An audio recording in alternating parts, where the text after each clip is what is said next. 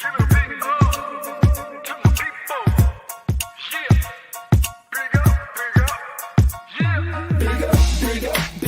this crew here, we like to keep it positive, you know how we do. Big up to this crew. From day one till it's done, do or die, me and you. Big up to this crew. Yeah, we like to keep it positive, you know how we do. Big up to this crew. Got thoughts non-stop and mad love for you. Rising up like the moon, elevating the mood, uplifting attitudes, cause that's what we choose to do. And I don't know about you, but there's enough negativity going around with plenty room to improve. Yes, sometimes we collide with stress and negativity. We always let it slide. It's an elevated vibe, so fly. We touch the sky every time we ride. Big up to this crew. Yeah, we like to keep it positive, you know how we do. Big up to this crew. From day one till it's done, do or die, me and you. Big up to this crew. Yeah, we like to keep it positive, you know how we do. Big up to this crew. Got thoughts non-stop and mad love for you. Now roll back time, tell me what you find. You're gonna see the same sucker MCs on the sidelines. In the fourth quarter when it's do or die time. That's when this crew is inclined to go prime time. From day one straight till it's done. But you all know full well that we only just begun. Yeah. We stick together, one for all for one. When it gets heavy, no we don't cut and run. Crazy thinking about the places that we've been. Yo, I could tell you stories that'll make your head spin. But like I said, straight, thick, or thin, there's so many memories giving us silly grins. So please allow me to introduce to you my one and only homies. Yo, I love this crew. So please allow me to introduce to you my one and only homies. Yo, I love this crew.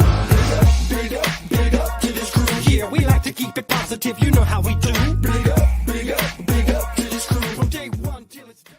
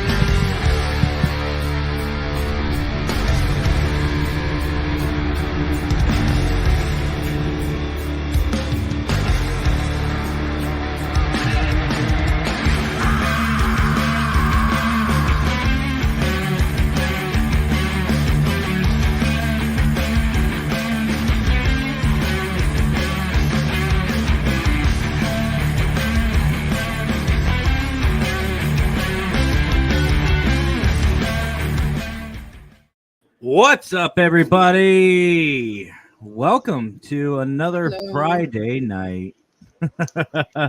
Hi, Squeaks. Hello. What do you got there? Ice pack. Ice pack. Yeah. What do you do? Strain vessel. That sounds about right. Actually, I don't know if you caught it, Squeaks, because I know you can see backstage. When our new intro, which, by the way, guys, they noticed video or the music changed a little bit because it did. I did a lot of downloading today. The Squeaker saw it, and his eyes are going like this. Everybody, they're just like. And then I was arguing with Canva like I usually am, and we just had it's all Facebook approved, so it is what it is. But no, I don't know if you saw it, Squeaks. But when I started the intro video, the new one, the new sound, I went to go crack my neck, and it tweaked, and it went straight down my back, and I was like, I was all sorts of. That's how I feel right now. And this has been going up for like 3 days, and I'm like, oh yeah, go away. Oh, well, let's see who's all here. Of course, we got Mr. Fedora in the Hello, building. everybody. Or are you Santa Fedora? For those of you who don't know, Scott had a Christmas putt putt today for charity, and I was supposed to be there, but I sadly couldn't make it, and I'm upset about that. But anyway, moving on. Hi, Liz, Facebook user. Hello, hello, hello, guys. Again, if you are watching, right above the description there, or right above the picture, there should be something about StreamYard. Just accept it, like, all that good stuff, so we can see who you are. And Liz is saying hi to our guest already. Hello, Sean, everybody. what's up, Sean? How you doing, brother? How you doing, brother? Uh, Someone doesn't like Canva. Catherine, hello, hello, hello. Liz is on. Oh, it's Dom. Oh, what's up, Dom? How you doing, brother? So, Squeakers, this is we have a great guest tonight. We do. I'm really excited. He actually invited me on his show, and I was like, dude, I gotta return the favor. I love what he's up to. I love what he's got going on. He is really, really an amazing individual. What's up, Bill? How you doing tonight, buddy? And there's really no other way to introduce him besides bringing him on. So, ladies and gentlemen, give a huge Paracrew welcome to Tanner from Ghost Hunter Advice. Tanner, how you doing, brother? Hey, Doing Tanner. great. Hey guys, thanks for having me on tonight. Hey, thanks for being here, man. And again, thank you for inviting me onto yours. That was awesome. I had a lot of fun.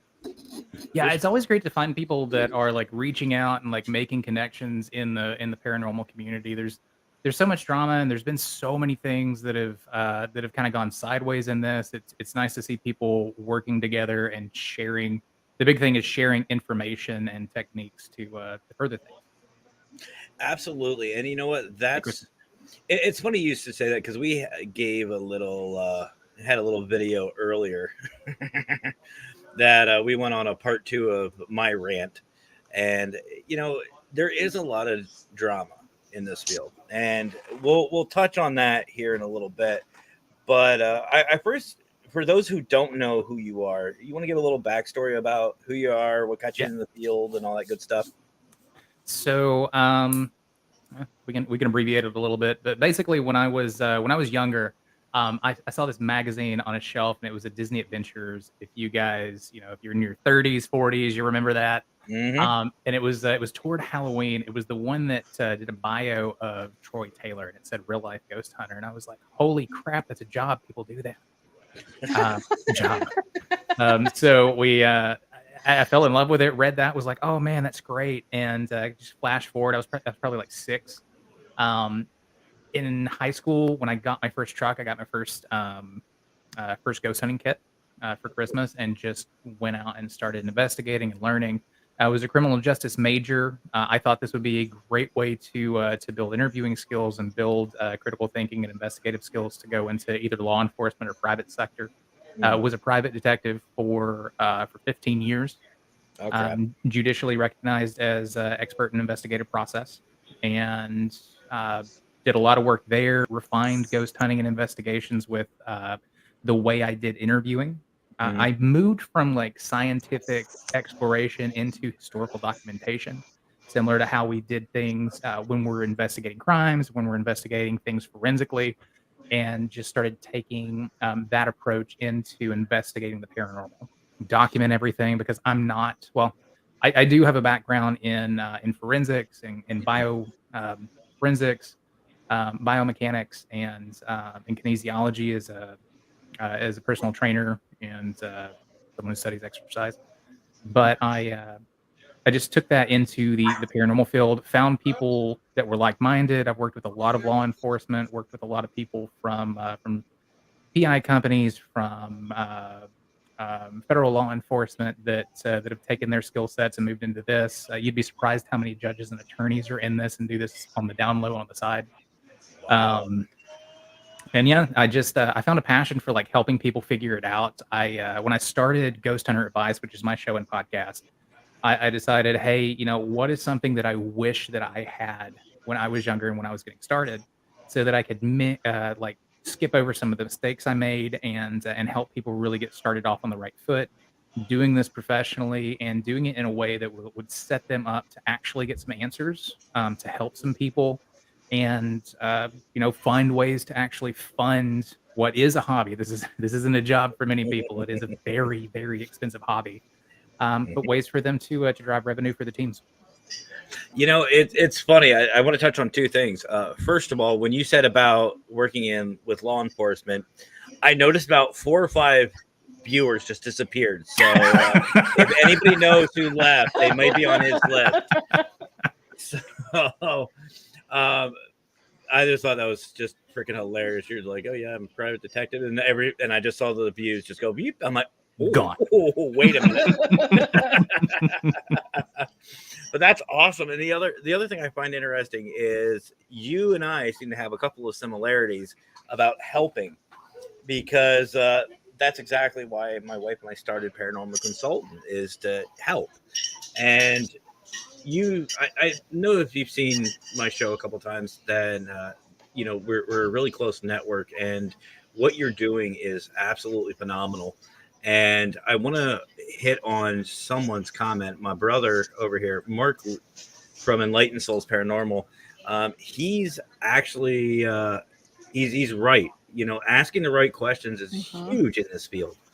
When you're out investigating, you're not going to say, you can ask whatever you want, but you have to make sure you're asking the right questions the right way. And it's just about connecting, and that's awesome that you have that experience to go along with it. So I wanted to ask you, you talked about these skills and these like advice that you wish you had when you were starting up. What are some of these little topics, we'll just say, or subjects that you wish you had a little bit more help with? Yeah.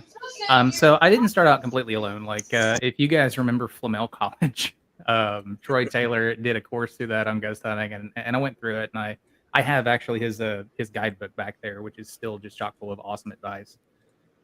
But some things that I wish that I would have heard were, you don't need a lot of equipment to do this. It's not about the gadgets that you're waving around. Those are to supplement your 5 senses and your intuition as an investigator. Your most powerful tool is your mind and your ability to reason. So if you're going to spend money, if you don't have like a huge budget, buy books and listen to podcasts, not just inside of this field. But there are some great books on forensic interviewing. There are some fantastic books that aren't really textbooks, more like pop psychology on critical thinking. Buy puzzles, do Sudoku, do whatever you can to train your brain to just to make you stronger and a better investigator, and talk to people. Like a lot of us are introverts. I've ran into so many people in this field that are introverts, and connecting with people is one of the most powerful skills that we have. I'm being stared down. So be true to your personality, but learn the hard skill. Well, hard skills. They're all soft skills when it comes to investigation, but also learn how to connect with people, because when you're doing the interviews, which for me, the story is one of the most powerful pieces of evidence there is. And we can get to that later about how to map out and how to track things back when interviewing witnesses and when developing witnesses. But one of the most powerful things is the story itself, and to get that real story out of people, you have to connect to them. They have to like you. They have to want to talk to you, especially when you're talking about like a past property owner who probably doesn't want to bring this up, but you're looking to try to verify that current resident's story. You really have to be able to connect with people. And over like all of the investigation training and stuff that I've had, probably being a personal trainer and working in fitness has done like just massively influenced how I talk and connect to people. And I just out of curiosity, I know I'm stuck on this, the legal side of it, but being a PD and working with the law enforcement, does that seem to help you get into places? Like just kind of be like, hey, what's up, man? How you doing? I don't do that anymore. And it didn't. Back when I did it, and back when I was active. So I've not been a private investigator for, my license expired back in February, and I shut everything down for that I want to say back around October last year, and that's when I really started pushing and going public with this. No, I kept the two totally separate. I kept my name out of everything that I could because I did do some high profile cases, and I didn't want to be sitting on the stand and this pop up and someone try to use it to derail testimony or try to weaken the evidence. Right. I was Makes sense. Makes sense. And Mark actually, again, Mark's on it tonight. Um, he says he doesn't go to a property. Well, him and his team don't go to a property and challenge or provoke spirits. He uses compassion and empathy towards them. They find they get a lot better interaction with being nice and not coming across in a challenging manner. I agree. I 100% agree. Like, I'm not going to bring up this individual's name because Squeaks, you know who I'm talking about, Mr. Demon himself. But he likes to go in and be very forceful. Me, I'm the same way. I like to go in. I like to, just I don't mind challenging, but like a friendly challenge. More positivity, promote it, investigate with it. But what I'm kind of curious about, Tanner, from your side of it, from an interviewer side, do you see or is there a difference between interviewing a spirit, and that's what I want to call it because I think that's cool, interviewing a spirit that's from like the earlier ages, like a couple hundred years ago, compared to the spirits now, like some of the ones who know the technology a little bit better, know our lingo? Is there a difference, and how do you go about talking with the spirits with that handicap? There we go. so with that, and that's something that gets talked about a lot. Is like how do they interact with the equipment? Do they know what they're doing? How long does it take them to warm up to it if they haven't seen it before? When I'm talking about interviewing, primarily I'm talking about interviewing like residents and living people. When it comes to ghosts, and just like living people, it's going to be different depending on the person that I'm talking to. It's kind of like how like old like psychics and like mentalists would do like a cold read of the person, and you let their personality, what they're saying, how they're saying it, guide you and how you're doing your questions. It's similar to that. Like, so I was doing a spirit box session, testing stuff out at an old Confederate. It's a graveyard, but it was a Confederate hospital site. I just sat down, asked questions, and said, "Okay, so we're going to experiment a little bit." And I said, "This is what this is. It's a spirit box. I don't know how it works. But if you would like to speak, try speaking, try manipulating stuff, and I'm just going to sit here until stuff starts happening." And I typically do that with every piece of equipment, like a K2 meter if we're doing like an old school K2 session. Yeah. Let's play around. Let's see if you can get this to light up. Okay, did you do that? Do it again. And then I'll go into asking questions. I try to stay away from when did you die? Because we don't know what they are. We have an idea that maybe they are disembodied consciousness of people that have passed in some cases, but we're not sure. And we're not even sure like if so say I'm interviewing a person. Emotional reactions and responses and what we see is the personality of a human. A lot of that is dictated by chemical reactions. There's a physical component to that. There's hormones being released. There's different things that are regulating response and emotion. Spirits don't have that. So if they are disembodied consciousness, we don't know if they're going to have the same emotional cues that we do. We don't know if they're going to have emotions or be able to regulate them as we do now, especially if it's like a newer spirit. Okay. Squeaks, do you have anything yet? Well, this is one that I always ask everybody that comes on. When was the first time that you knew that you were into the paranormal? Probably before I could remember. I was at my grandmother's a lot, and we watched a lot of the old school like unsolved mysteries, and I think sightings, and I was just always into the paranormal and Ghostbusters and growing up. My grandmother used to actually tell a lot of stories about experiences that she had growing up in that house. The first time that I remember actually seeing something that I couldn't explain, seeing an apparition, I saw this old lady sitting in what was the back storage room of the house, sitting in a rocker. Scared the crap out of me. I think I was probably somewhere around 4 or 5. And then I ran into the living room and looked on the wall, and on the wall there was a picture of this woman, and she looked younger, but I was like, I think that's her. That was my great grandmother who died in a car accident. Oh wow. 10 years prior or something like that. Wow. but always been interested in it. So, what are some of your most memorable locations? Like, what are some of your favorite locations you've been to so far? Oh Jesus. Probably the most memorable and the one that sticks out in my mind the most was the middle school and elementary school that I attended in Cleveland, Cleveland, Tennessee. And I'm not going to say the name because I don't want a bunch of people flocking out there. You know what? I will. It was Truett. The campus is usually open. It's Truett. It's Lake Forest now.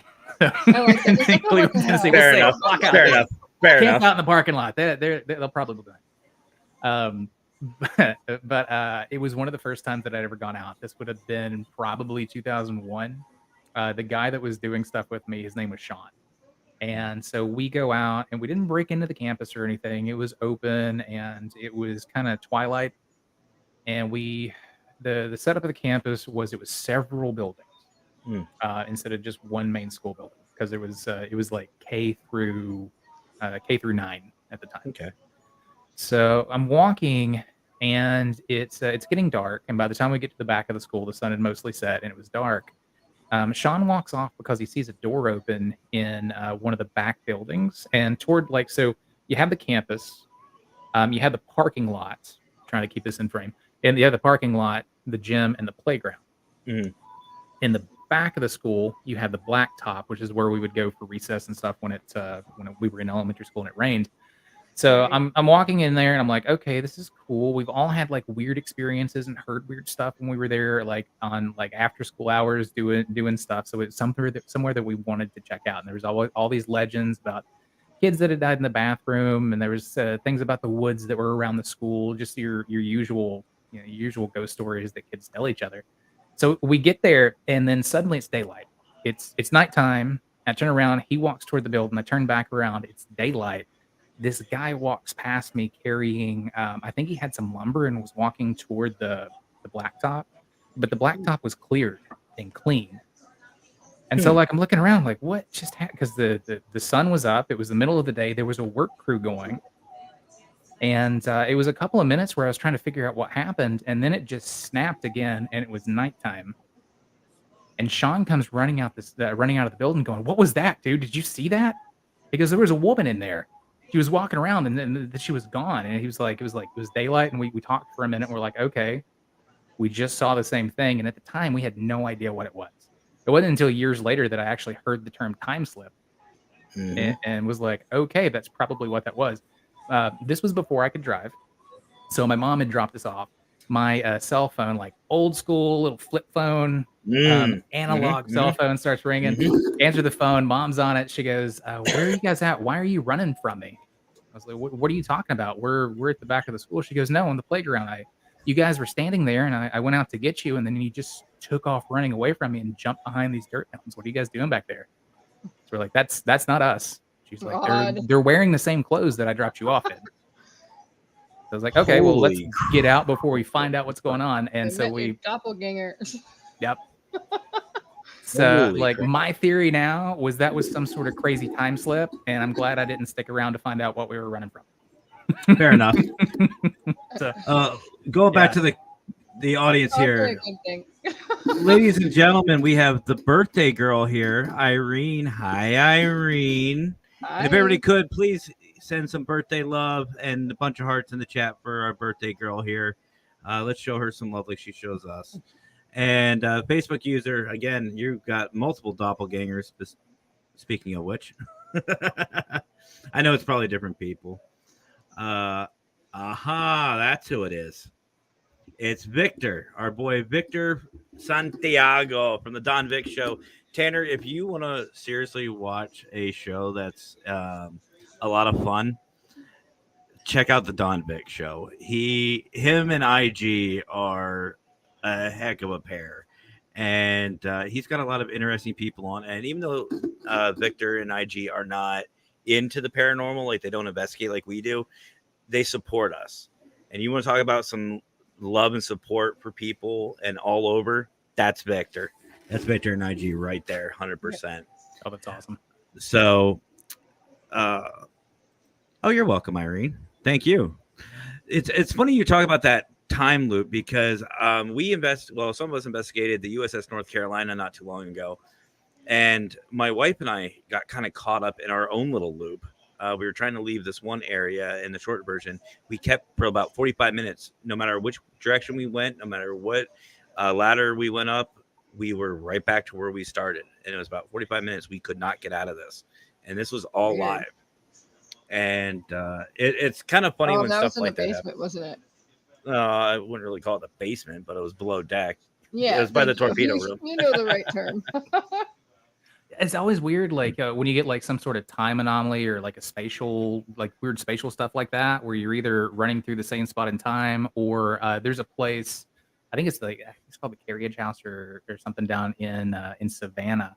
So we went there, and in the pictures, the staff they have these photographs that people take, and they're like, so this photograph here shows the woman in the shirt. She wasn't there at the time, but she came through like 2 weeks later. See, I love when stuff like that happens. I really do, because it's like, yeah, go ahead, debunk this. Yeah. So, which actually, I haven't asked this question in a while, Squeaks, and I don't know why I got away from it, because it's one of my favorites, and it's our buddy Brian John Laverty's favorite question. I steal it from his show, but I mean, I borrow it, Brian. I borrow it, but if money was no object for you, you had all the time in the world, nothing to, no obligations, and you could go anywhere you wanted to investigate, what's on top of your bucket list? Where are you going? Ooh. If money was no object. Free trip, basically. Everything was free. So this is a trip. This is not like money's no object. You can purchase the property. I mean, it's Brian's question. We'll have to ask him. But... yeah. So, like, seriously, if money was no object, I'm big on testing in ways that are going to be sustainable, being able to retest and test at location. So I would go to Eastern State Penitentiary, either rent that thing out for a year, or just outright purchase it to run around the clock surveillance, around the clock experiments, again and again and again, to try to explain some of the things that are seen there. Prisons are places where extreme amounts of energy have been let loose. It gives you and there's stone structures, so it gives you this opportunity to test stone tape theory. It gives you an opportunity to look at like energy dumps and how negative energy leaches into the environment and changes the feel of it.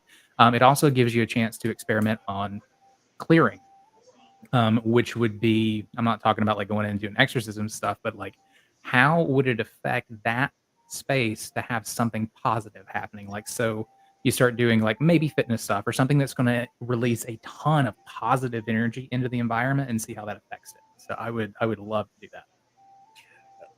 Well, I want to actually hit on Kristen's comment. I've actually investigated Eastern State once. It was sadly a tour, but we were able to do little things here and there.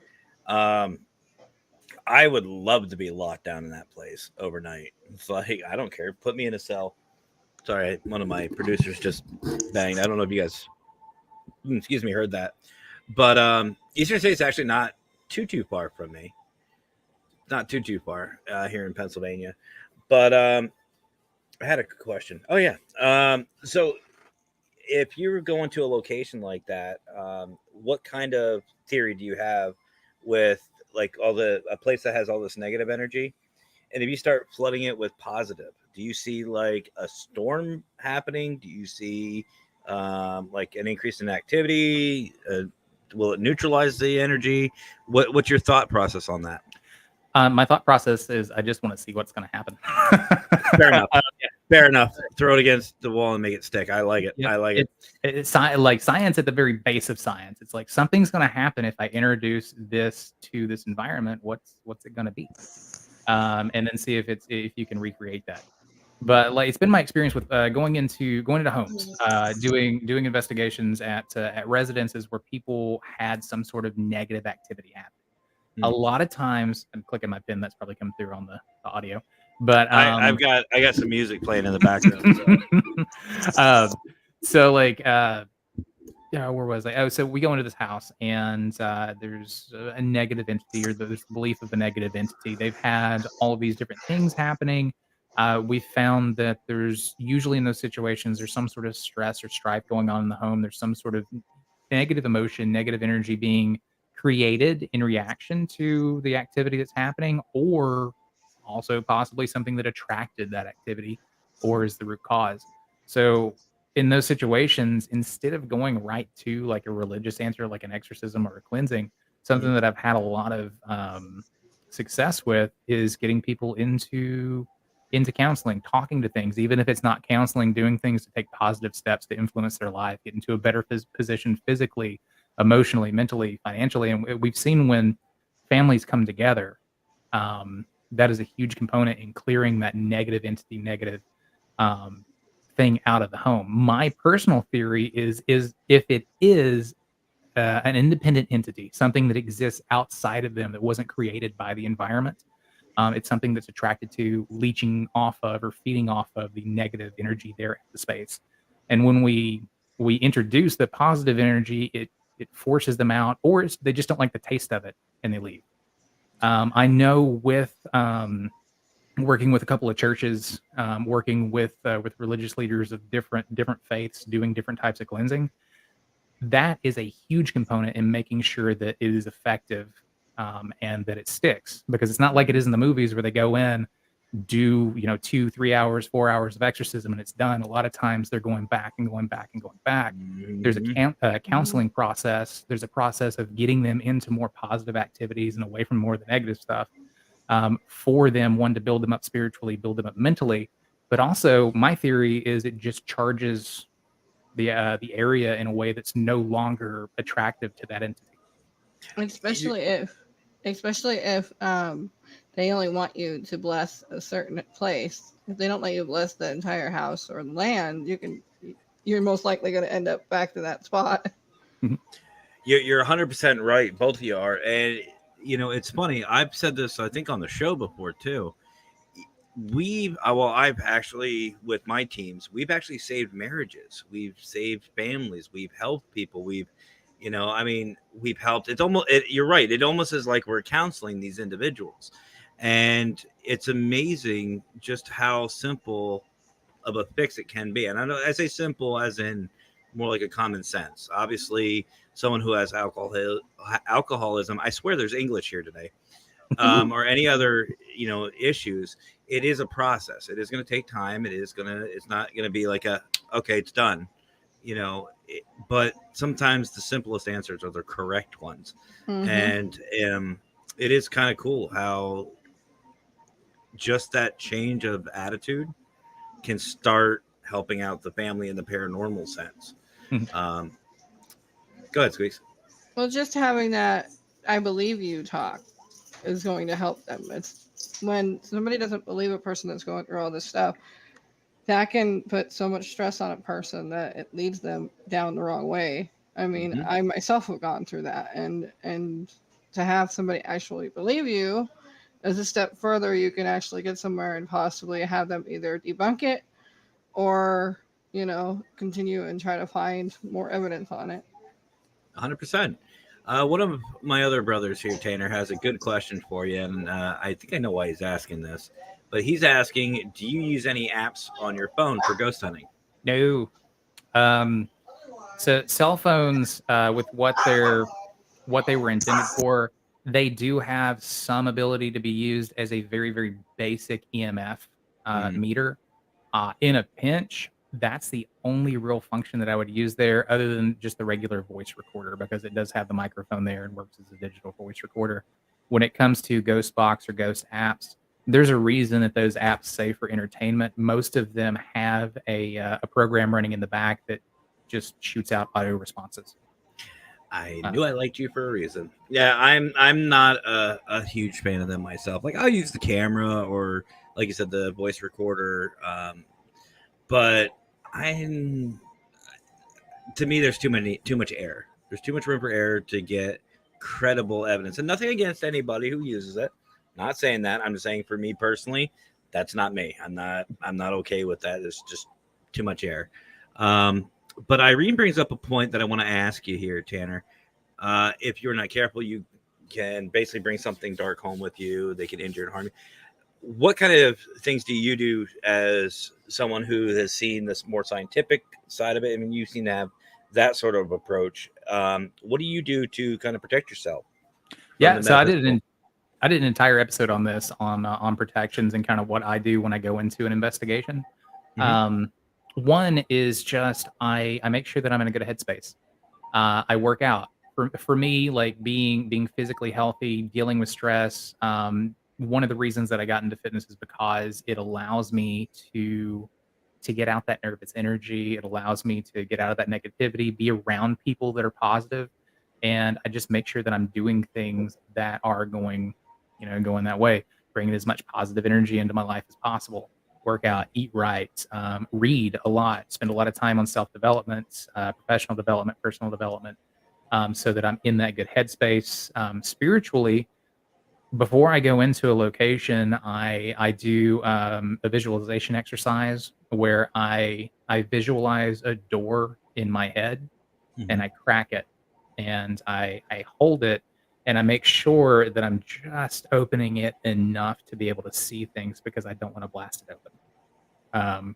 That sounds kind of hokey, but it has worked to put me into a good headspace. I do something very similar when I'm doing races or competitions. It's just something that gets me into a good headspace and gets me there. When things aren't good, like there was a few months ago, things were going nuts in my personal life. I had some professional issues. I had a business that was failing. I had a lot of home issues. We had the team that I was working with, we actually started working more with an exorcist.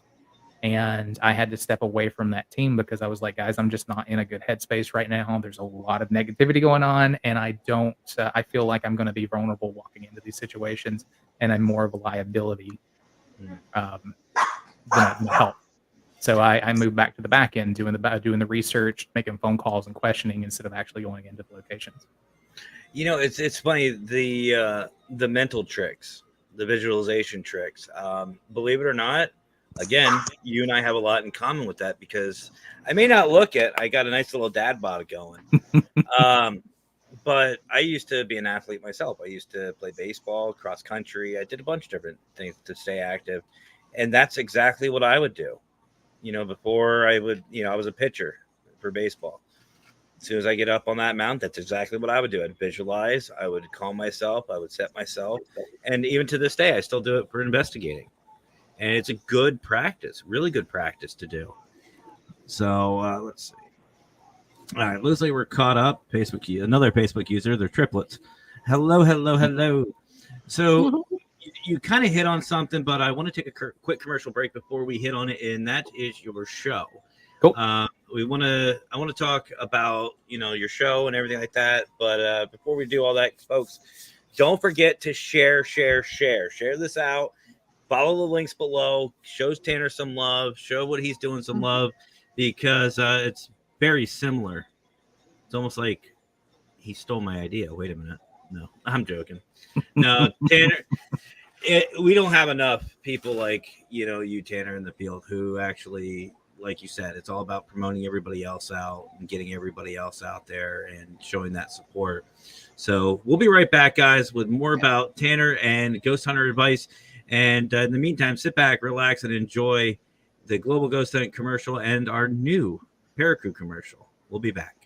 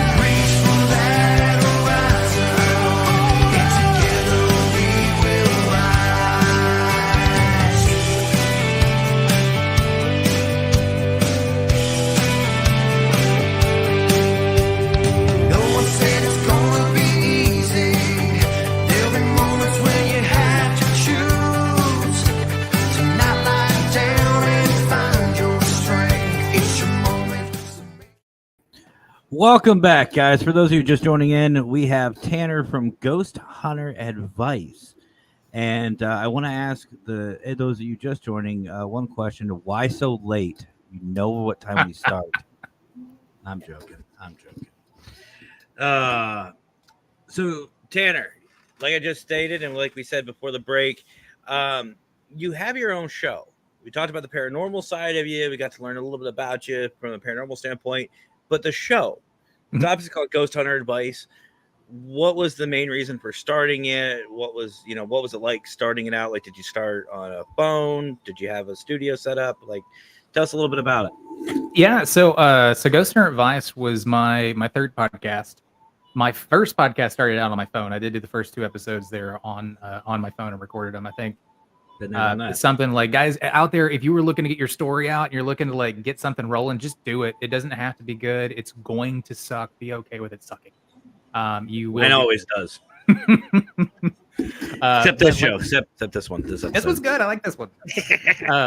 So like I had this idea and I love talking about this stuff, and I wanted a platform to do it. And I had done another podcast coaching new private investigators, talking about the industry, talking about sales. And I was like, you know what, I could do this in the paranormal field too.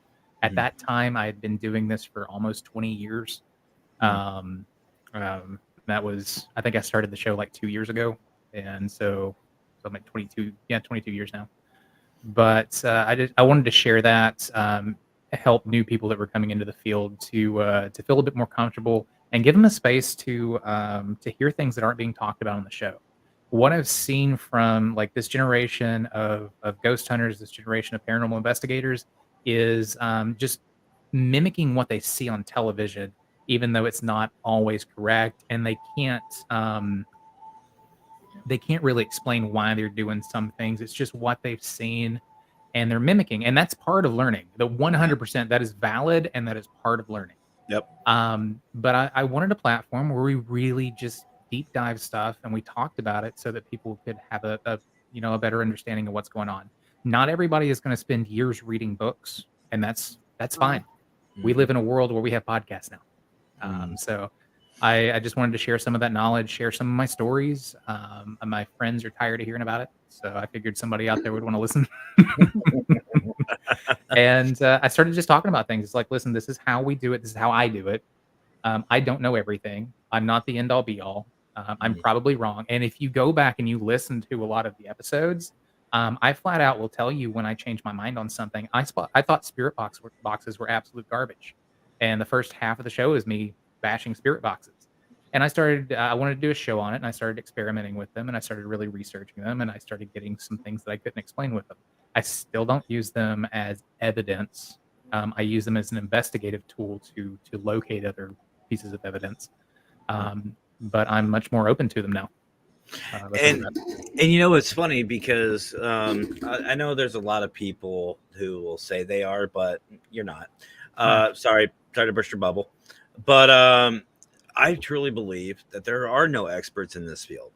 Yep.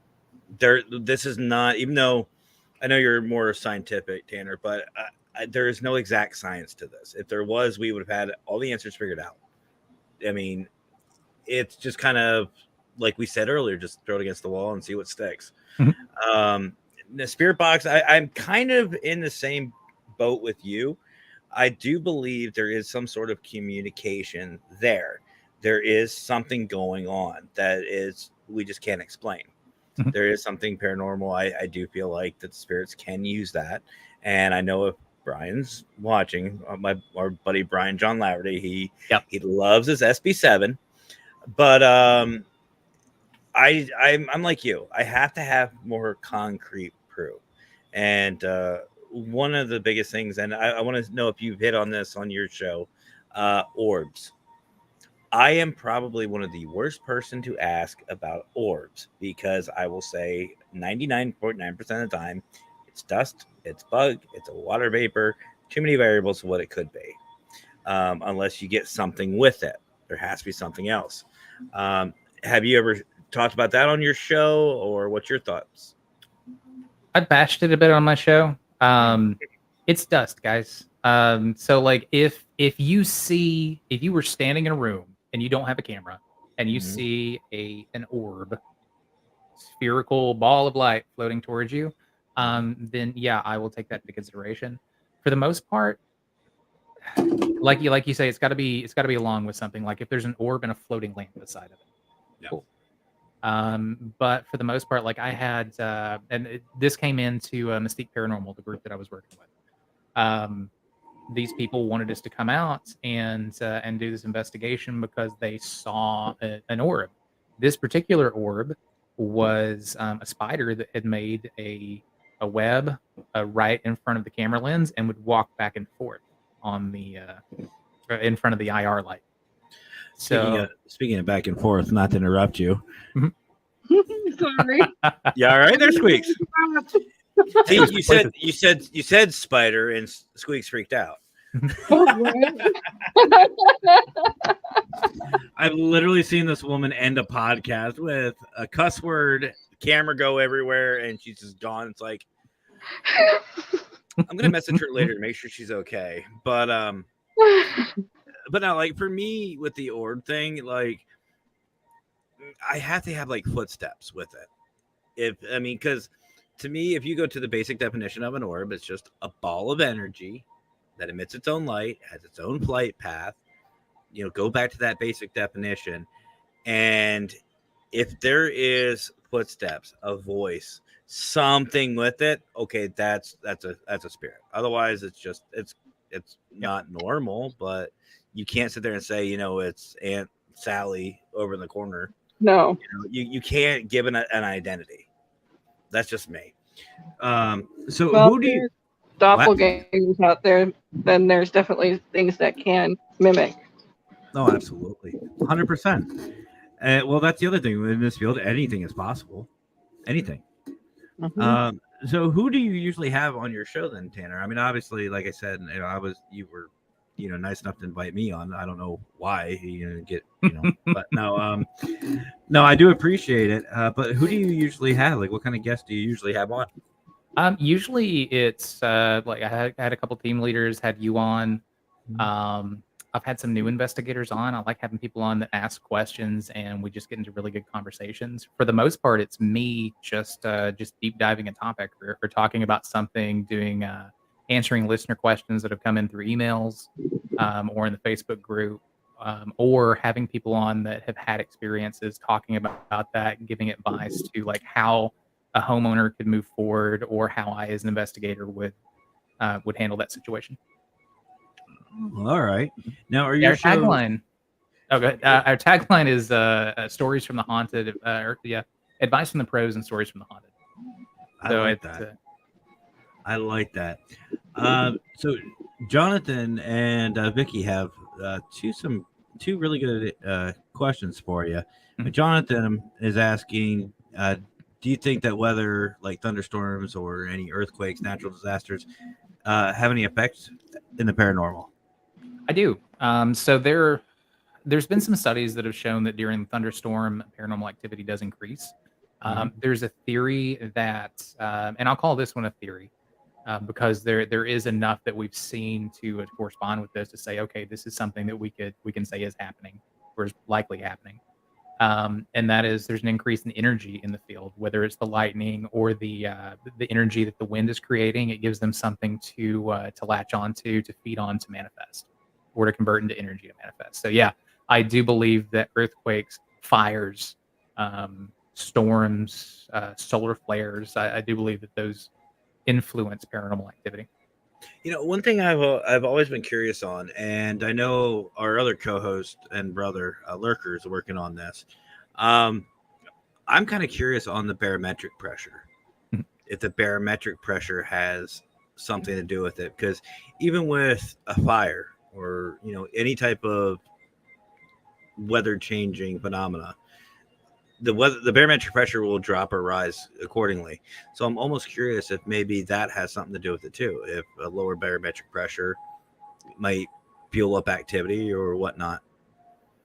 That I haven't looked into. Like we'll track barometric pressure and we'll use like environmental devices like it sounds fancy, but like thermostats and things that will track that and Mhm. data log it, and we'll see if it corresponds to activity.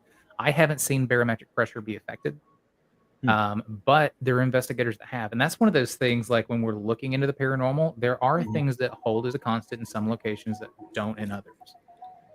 And when we're talking about proving this scientifically, or like how we get into the scientific process, everybody's trying to explain it as one thing. These are the spirits of the dead that are coming back. These are demons that are masquerading. These are everything is stone tape or repeater or residual haunting.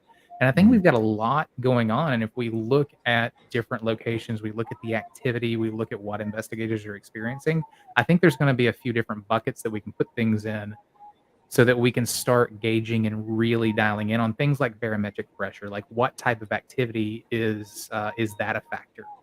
What type of activity is EMF a factor?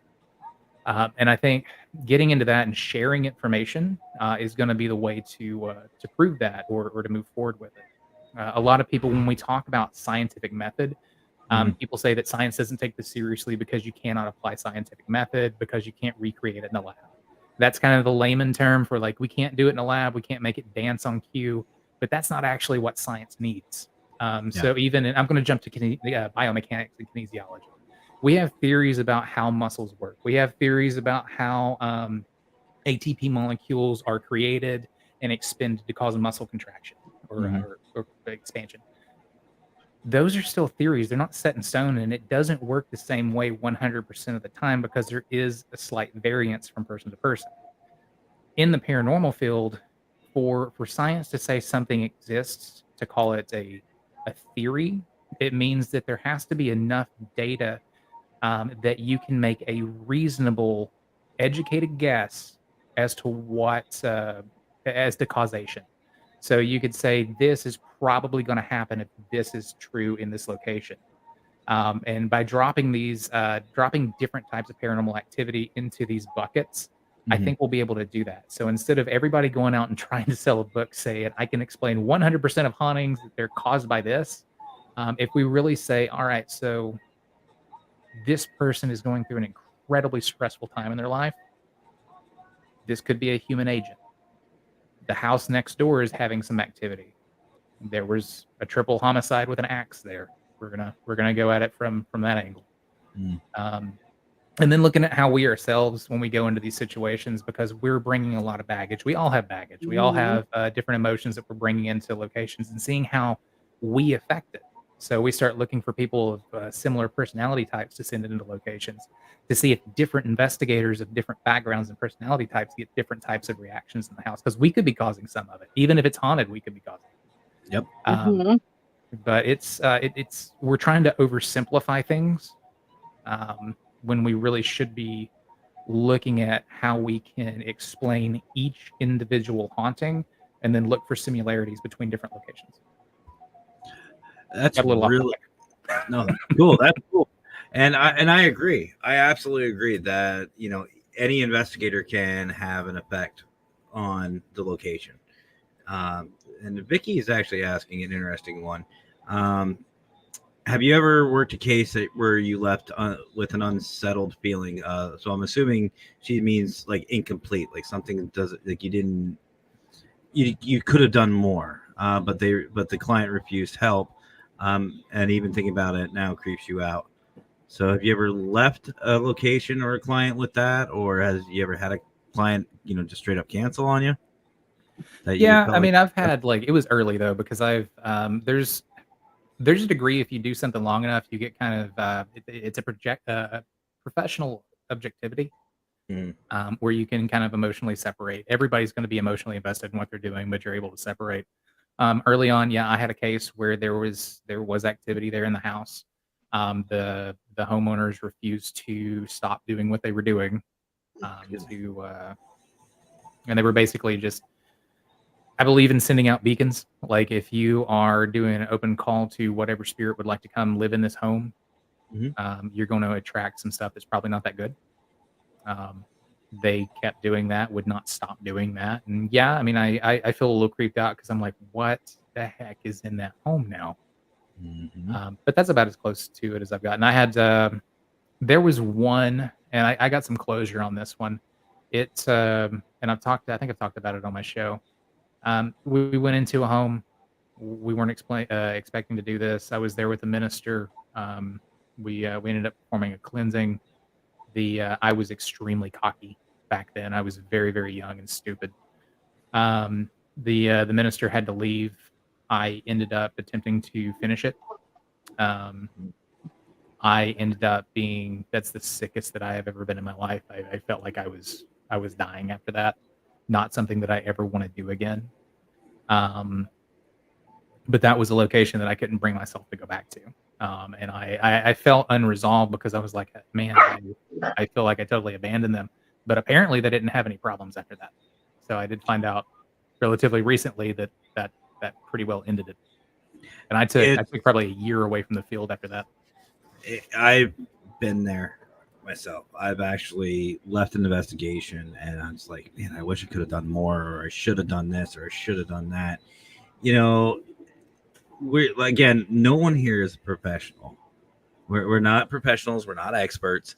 And I feel like each case, each client, each location is something completely different. You can't take the same approach over and over and over. You have to be willing to adjust. And being cocky, I've been there myself. That is probably the worst thing that could actually. How can I say this without actually going off on one of my, ghost adventure tangents? Squeaks knows. Squeaks knows what I'm talking about. But somebody grab the duct tape. you can't go in thinking that you are going to dominate that investigation. You are not going to go in there and you're not going to say, you will listen to me. You will do this. No, you can't. You can't do it that way because you're just causing negative energy and negative emotion. And if there is a more humble spirit, we'll just say it that way, you're going to basically push them away. And then you can't do anything about that. You can't help them. You have to go in with an open mind, open heart, and you have to be calm and collective.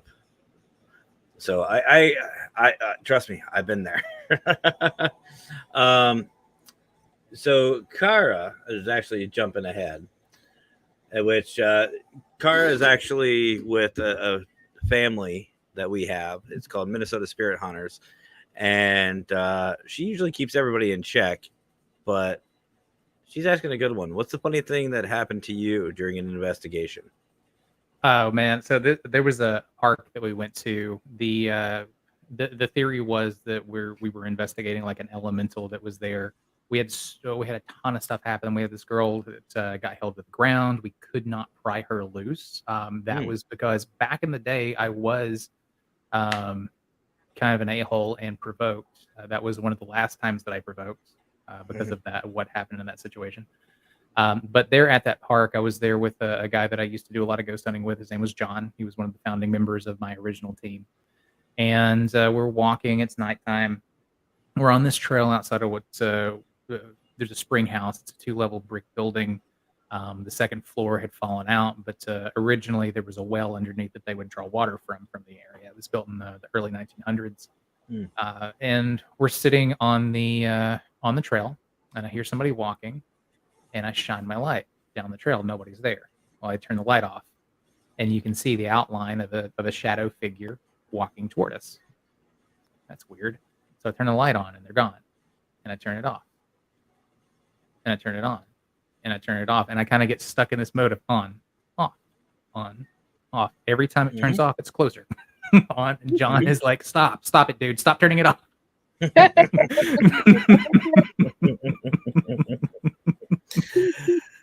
I have been there. Yep. I think it's cool. He's like, stop, dude. Gets like this close to you. Huh. Right. Just poke him. Well, Tanner, before we get going tonight, where can everybody find your show and when? Yeah, so we're dropping new episodes every Tuesday. We got an episode coming out this Tuesday, or so every other Tuesday with an episode coming out this Tuesday. And you can find us on anywhere that you listen to podcasts. We're on Apple, Spotify, Stitcher, Google Podcasts. I think you can find us on Amazon. So anywhere that you listen to podcasts, we're also on Anchor. You can join our group at Ghost Hunter Advice if you want to get in on some of the conversations that we're having after the show. Email me at ghosthunteradvice@gmail.com, and you can follow us on Facebook and Instagram at Ghost Hunter Advice. Awesome. And there are some of his links because there's so many in the description. So definitely head on over there, show him some love. And as always, let him know the consultant sent you. But Tanner, I want to take a moment and say thank you so much for joining us tonight. It's been awesome. And the most important question that I love to ask before we get going, and this is the most important one of the night. Would you like to come back for a part 2? Yeah, absolutely. Awesome. To see why that's important, we continue it. But anyway, Tanner, again, thank you so much for joining us tonight. Thank you for what you're doing, and keep doing what you're doing, because I know we appreciate it, and we need more people like you. Likewise. Thank you, man. Yep. So you have a great night, Tanner. If you want, hang out backstage. We'll talk in a minute. Cool. Sounds good. Thank See you guys. Thanks, Wickers. Yep. Nice to meet you. Well, Squeaks, another great show. My dog had something to say there for a second there. I apologize for that. No, that's fine. Patches wants to say something. You know what? Maybe send me a picture of Patches, and I'll put her in the co-host. No. Yeah, we can. Obviously, I'll send you one. I've got a couple of them. So it was an amazing show. I'm tired. Can you tell? You tell I'm tired? I am. I need more energy drink. But that's going to do it for us tonight, guys. Don't forget to catch Creepy Cryptids Monday. We got, I don't know, what are you guys doing on Monday? I'm not sure yet. I still got to get a hold of Mackenzie and find out, but hopefully we got something good here coming up soon. So got me. So the guys, don't forget to catch Creepy Cryptids. You can find them on Facebook or YouTube, just Creepy Cryptids. Go find them, and you'll see them at 7, right? Yeah, 7. yeah, I think it's 7:00 for Eastern time. Whatever. I don't know. And then WTF is that with our boy Lurker on Tuesday at 8 p.m. Eastern time, 7 p.m. Central, and 5 for Squeaker time. I'm going to start going Squeaker time. And then next Wednesday, we have one heck of a show because we have our boy Brian John Laverty coming on to talk about the global ghost hunt. And we'll hassle him about some other things. Maybe I'll ask his question to him. Right. We'll see. We'll see what happens. But guys, don't forget to share. I can make him start laughing in mid-sentence again. Maybe I'll have my own commercial for him. Right. But anyway, guys, thank you so much for joining. Don't forget to share, like, subscribe, all that good stuff. And seriously, don't forget to go check out Tanner's stuff, Ghost Hunter Advice. Some of the links are below. Go follow him. You will not regret it. But for us, that's it. We'll catch up with you guys Monday. Well, we'll see you on Creepy Cryptids on Monday at 7 p.m. Eastern time. So there's only one thing left for us to say. Y'all have yourselves a great rest of your night. Have fun. Stay safe. And as always, guys, happy hunting.